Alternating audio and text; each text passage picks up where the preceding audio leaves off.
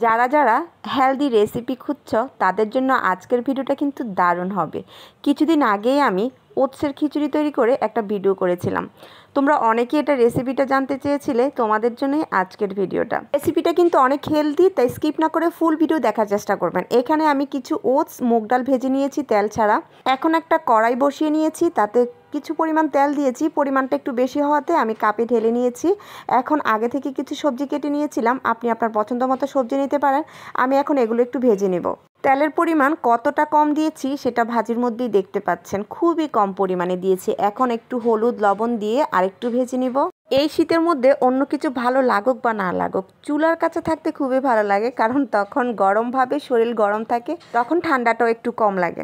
আমার রান্নাঘরে জানালা দিয়ে অনেক রৌদ্র আসে, সেটা দেখতেই পাচ্ছেন। আপনাদেরকে দেখানোর জন্যই একটু ভিডিও করে নিয়েছি। অনেক রৌদ্র আসে, খুবই ভালো লাগে। ভাজিটা হয়ে গিয়েছে, খুবই অল্প আছে, অল্প তেলে। অল্প তেল দিয়ে যখন আপনি রান্না করবেন তখন কিন্তু তাড়াহুড়া করে রান্না করা যায় না, খুবই ধীর স্থিরে রান্নাটা করতে হয়।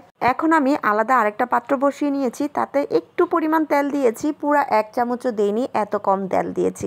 এখন আমি ওই যে ভেজে রাখা মুগ ডালটা দিয়ে নিয়েছি, আর একটু নাড়াচাড়া করে জল দিয়ে নিয়েছি। এখন আমি মুগ ডালের সাথে কিছু আগে থেকে ধুয়ে রাখা মসুরের ডালও দিয়ে দিয়েছি। এবার দিয়ে দিয়েছি পরিমাণ মতো লবণ, হলুদের গুঁড়ো, একটু মরিচের গুঁড়ো দিয়েছি, কারণ আমি ঝাল খেতে একটু পছন্দ করি। তারপর দিয়েছি একটু জিরের গুঁড়ো। এবার সব কিছু একসাথে ভালো করে নাড়াচাড়া করে ডালটা একটু সিদ্ধ হয়ে আসার পর আমি সবজিটা দিয়ে দিয়েছি। এই যে দেখেন, কালারটা এখনই সুন্দর লাগছে। আর হ্যাঁ, আমি কিন্তু কিছু কাঁচা মরিচও দিয়েছি। এবার দিয়ে দিয়েছি আগে থেকে ভেজে রাখা ওটস। ওটস ভাজতে যে আমি তেল ব্যবহার করিনি সেটা কিন্তু তোমরা দেখিয়েছ। এখন সবটা ভালো করে মিশিয়ে নিব।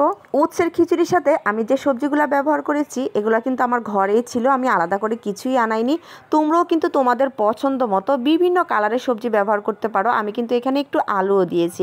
অনেকেই বলে ডায়েট করলে আলু খাওয়া যায় না, পরিমাণ কম রেখে অবশ্যই খাওয়া যায়, তবে হ্যাঁ, ডুবা তেলে ভেজে কোনোভাবেই খাবেন না। এই ওটসের খিচুড়িটা খেলে কিন্তু আপনি সারাদিন অন্য কিছু না খেয়েও থাকতে পারবেন, কারণ এটার সাথে এতগুলা সবজি দেওয়া আছে, ডাল দেওয়া আছে, যা আপনার পেট ভরপুর রাখবে, আপনার খিদাই লাগবে না। আমার ওটসের খিচুড়ি কিন্তু রেডি হয়ে গিয়েছে। আপনারা কিন্তু ডায়েট চলাকালীন এই খিচুড়িটা খেয়ে অনায়াসে ওজন কমিয়ে ফেলতে পারবেন। অনেকেই বলে ডায়েটের খাওয়া টেস্টি হয় না। টেস্টি করে যদি রান্না করতে পারেন তাহলে কিন্তু সব রান্নাই টেস্টি করে খেতে পারেন। আমার কাছে এই ওটসের খিচুড়িটা খুবই মজা লাগে। প্রথমবার যখন বানিয়েছিলাম তখন অনেক টেনশনে ছিলাম যে কেমন হবে, ওটসের খিচুড়ি আসলেও কি মজা। কিন্তু যখন বানালাম, নিজে খেলাম, তখন বুঝলাম যে আসলেও অনেক টেস্টি। আমার এই ওটসের খিচুড়ি রেসিপিটা তোমাদের কেমন লাগলো অবশ্যই কিন্তু জানাবে।